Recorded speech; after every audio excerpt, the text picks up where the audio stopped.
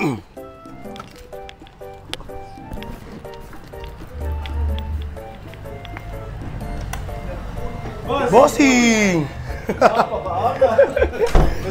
Kumusta, bossing? Nice lang. Nakabisyo ka na. Okay ba lagyan kita ng mic? Ha? Lalagyan kita ng mic? Okay, sige. Tibay mo, ha? Tingnan natin lakas ng ano mo. Ginusto mo yan eh. Iniwan yung alulod eh.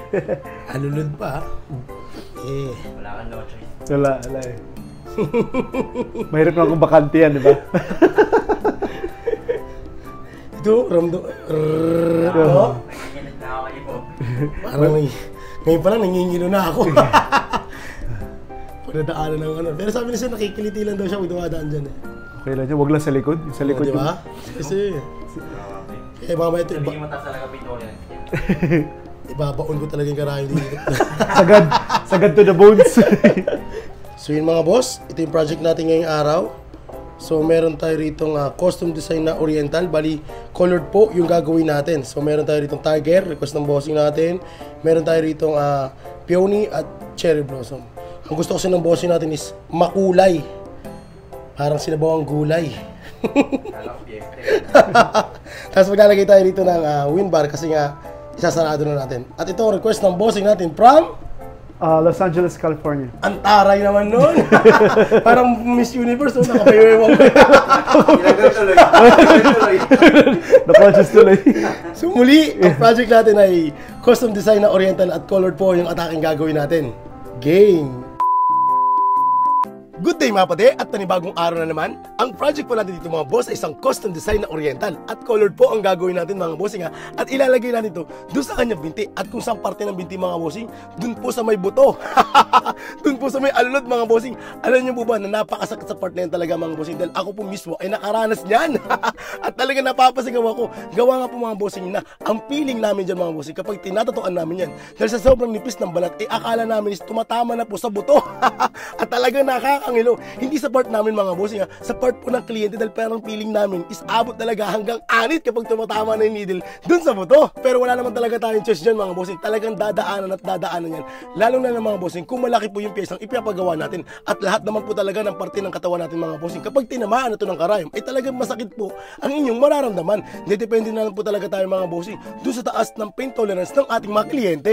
Kaya minsan po kahit na mataas na po ang pain tolerance ng ating mga kliyente, kapag inaabot yung mga ganitong parte ay talagang ngingiwi sila. Walang pinagkaiba to sa siko mga bossing na talagang pag tinamaan ng karayom ay talagang ngingiwi ka. Nga pala mga boss, lalong-lalo doon sa ating mga kaibigan na nagsisimula pa lang sa pagtatato. Meron pala akong sa inyo i-share mga bossing na wag niyong gagawin. Ngayon mga bossing, bibigyan ko muna kayo ng senaryo para maipaliwanag ko po ng maayos. Halimbawa na lang mga bossing, kayo pa lamang po ay nagsisimula sa pagtatato at meron po sa inyo nagpatato mga bossing na meron lamang pong ganitong klase ng halaga. Ngayon mga bossing, talagang mababa po yung sa minimum. Ayoko lang po talagang mabanggit ng numero mga bossing. So ngayon ganito ang mangyayari. Tinanggap nyo po yung project na yon at ang ending mga bossing, tinatuan nyo sila. Tapos ang nangyari mga bossing, sablay po nung pinakita nyo ito dun sa inyong mga master o halimbawa na lang dun sa inyong mga kaibigan din na nagtatato. Ngayon sasabihin nila, bakit ganito yung pagkakagawa mo? Ngayon syempre mangangatwiran ka. Hindi kasi mura lang yan eh. Yun mga bossing, yun po yung wag nyong gagawin. Yung pagtanggap po ng project tapos dahil mababa lamang po yung pagkakakuha ninyo, okay lang po na sumablay ay inyong magawa. Kasi ang tawag dito mga bossing is puhuran o sakripisyo talaga mga bossing. Dahil nga po kayo ay nagsisimula pa lang talaga mga bossing. Ang kailangan nating makuha dito ay yung tiwala ng ating mga kliyente. Di baling mura at mababa lamang po yung pagkakasingilin nyo dyan mga bossing. Basta ang importante is ginawa nyo ng maayos yung project nyo kahit na higit pa yun doon sa halagang ibinigay niya. Kasi mga bossing, kapag yan nakita ng mga kaibigan niya dahil nga walking canvas na po yung tao na yun mga bossing, magtatanong yung mga yan at kanino ka nagpagawa o di ba? I-refer ka nun mga bossing. Kaya kung sakasakali man po na meron kayong kliyente na mababa lamang po yung inyong tanggap mga bossing is gawin nyo po rin po sana ng maayos yung mga project na ginagawa ninyo.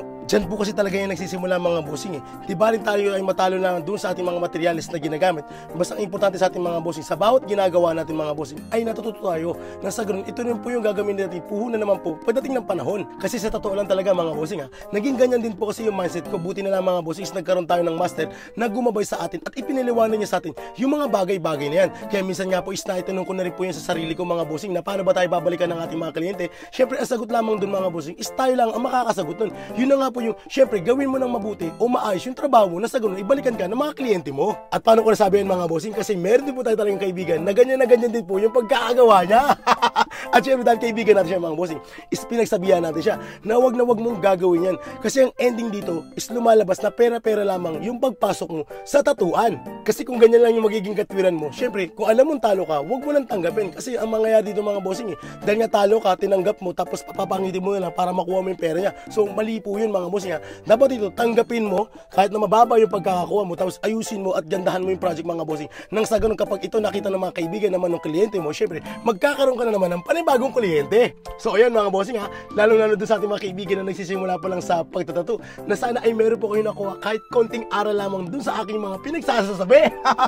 Mga bossing, kung bakit rin kasi nabanggit yan mga bossing, is nakabase lamang po talaga yan dun sa ating experience. So, ito pa lang ating finished product mga boss, a total of 7 hours. O diba, grabe ang tibay ni sir, ibang pagtitiis talaga ang ginawa ng ating bossing para lamang matapos tong project yung to dahil sa part ng alulod na yung mga bossing, talagang napakasakit dyan. So may mga may katanungan, message lamang po sa ating Facebook page sa Lito 2. Yun lamang po, maraming salamat!